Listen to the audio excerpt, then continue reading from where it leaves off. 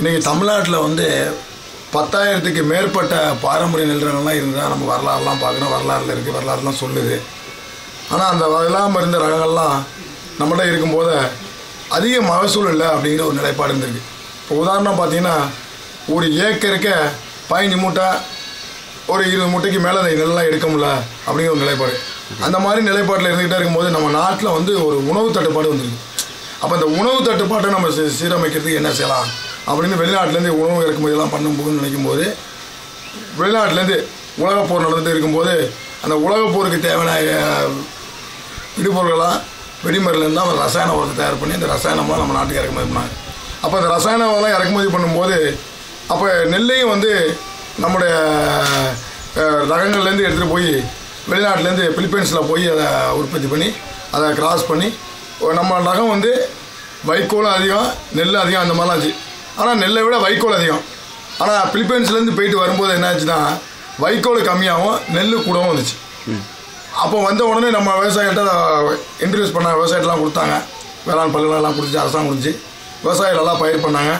அதோட அதுக்கு என்ன சொன்னாங்க, அதுக்கு ரசாயன உரம் தேவைப்படுச்சு அந்த நெல் ரகங்களுக்கெல்லாம், அதையும் போட்டாங்க.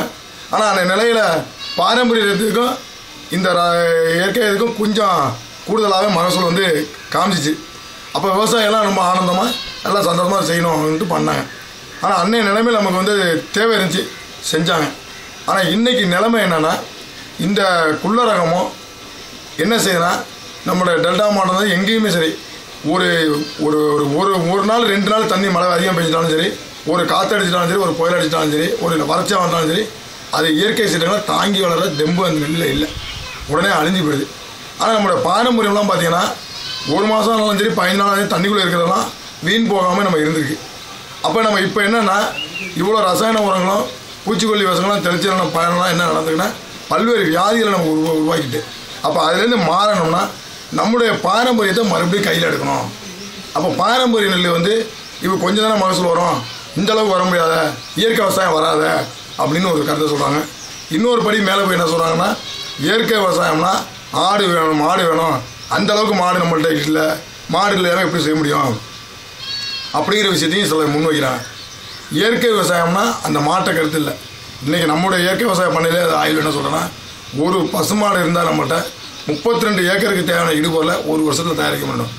நம்ம மாட்டிலேருந்து பார்க்குறது பாலை மட்டும் தான் பார்த்துக்கிட்டு இருக்கோம். ஆனால் அந்த மாட்டினுடைய பாலை விட அதிகமான செலவு உள்ள வருமானம் உள்ளது இந்த சாணமும் கோமியங்கிற அந்த மதிப்பை வந்து நம்ம இப்போ தான் புரிய வச்சுருக்கோம்.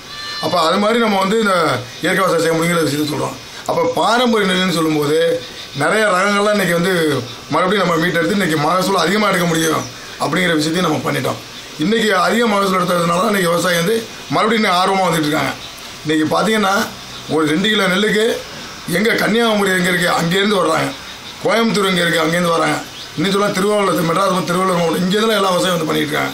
அப்போ இதோட குணாதிசயத்தை கண்டதுனால இன்றைக்கி விவசாயம் வந்துட்டு இருக்காங்க. அப்போ நம்ம பண்ணையில் வந்து இன்றைக்கி கிட்டத்தட்ட பார்த்திங்கன்னா 60 நாள் தமிழ்நாட்டை பொறுத்தவரை நம்ம பண்ணையில் 60 நாள் வயசுலேருந்து 180 நாள் வரல உள்ள நெல், இன்னும் கூட போனால் 200 நாளில் ஒட்டடையாக கூட இருக்குது. அப்புறம் அந்த மாதிரி இன்னொரு விஷயம் பார்த்திங்கன்னா நெல் இந்த விதை விஷயத்தில் ஊடு பயிர்னு சொல்கிறோம். இந்த பூங்கார் நெல்னு ஒரு 180 நாள் 180 நாளில் ஒட்டடையாக இருக்குது. ரெண்டையும் கலந்து விதைச்சோம்னா ஒரு மகசூல் 2, ஒரு சாகுபடி 2 மகசூல் அப்படிங்கிற நிலைப்பாட்டை நம்ம இன்றைக்கி பார்த்துருக்கோம். அது இன்றைக்கி விவசாயம் இருக்கும். அப்போ நம்ம தமிழ்நாட்டில் வந்து இப்போ மாப்பிள்ளை 60ஆங்கூரில் ஆரம்பித்து பூங்காறு, கருங்கூருவை, ஒட்டடையா, குடவாலை, குழி அடித்தான், இப்படி நிறைய நெல். அதாவது அந்தந்த பகுதிக்கு இப்போ பார்த்தீங்கன்னா கடற்கரை ஓரத்துனா குழி அடித்தான், அப்புறம் இன்னும் ஒவ்வொரு நிலைலாம் குடவாலை, இப்படி ஒவ்வொரு நிலையும் நம்ம வச்சுருக்கோம்.